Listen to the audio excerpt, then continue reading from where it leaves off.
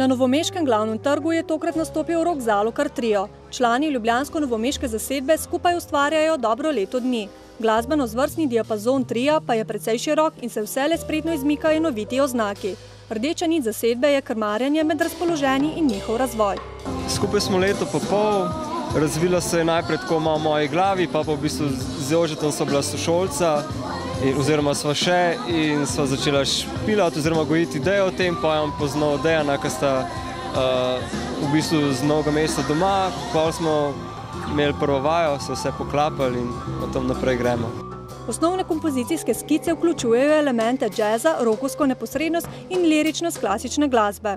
Ja, v bistvu je tak, kot jaz temu pravim, hibridni džez, ko v bistvu je neka ta osnova, to se pravi, da si puščamo ful prostora za improvizacijo, sam se slišijo vplivi rock muzike pa česa drugega tako.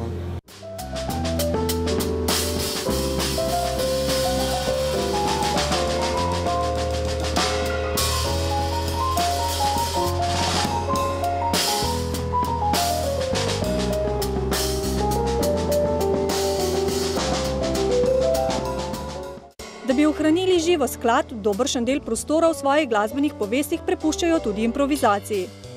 Kakšne 70% v bistvu improvizacija.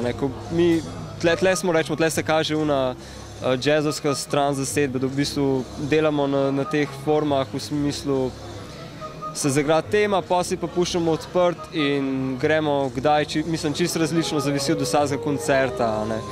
Zdaj, pol probamo pristati na istem koncu, da lahko odpiramo komad do konca, ampak tudi, če ni tega, že nekako stečeno. V njihovem repertoarju sicer prevladuje avtorska glasba, mestoma pa Rok, Dejan in Jože interpretirajo tudi kakšen že obstoječ napev. Ker jaz vse napišem, potem sam je v bistvu tak proces, da jaz imam neko idejo, ponovadi nekaj malega napišem, pa prenesem to na vaje, tam začnemo igrati in šele v praksi se pol pokaže, kako to se deluje. Tako da nekako sem jaz avtor glasbe, Dejan pa Jože sta pa avtor aranžmaja, ko v bistvu vse to skupaj naredimo. Kakšna pa je sicer slika džeza v Sloveniji? Scena glede izvajalcev se mi zdi, da je kar dosti močna. Vsaj tak imam jaz občutek, je pa itak vedno tako, mislim, ni pa veliko placov, kjer bi se dali igrati. Večinoma, rečemo, klubov, po mojih na prstene roke lahko našteješ tisti, ki so prav za džez. Drugač, glede festivalov pa tega se mi zdi, da se scena ful razvija. In tudi zdaj ta mlajša generacija, ki se je šolala v tujini, veliko dela. Sploh, ne vem, Zavod Boban in Lajna, ki tudi pripravlja delavnice, pa itak tukaj v Novem mestu, ki je že tradicija, tako da pač se razvija. Zdaj, vse pa malo kaže pri teh koncertnih prostorih, da imamo ta, ne vem kakšen zaradi upravljamo, ta narodno-zabavna mentaliteta. Nastop tria pa je sovpadal tudi z aktualnim stanjem v dolenjski prestolnici, ki je bilo zaradi Džezintija podvrženo prav džezovski glasbi. Bom prišel pogledat, predvsem me zanima to tekmovanje kompozicij, ker tudi mi delamo v tej smeri, da pač nam je prioriteta avtorska glasba in letos se mi zdi ta koncept, da bo tekmovanje bendov, pač 3 zasedbe, ko bo tekmovale, se mi zdi super, ko bo res možnost, da bojo pisci potem interpretirali svoje pesmi. Sem pa tudi jaz pred leti s tem začel, ko sem šel na Džezintino.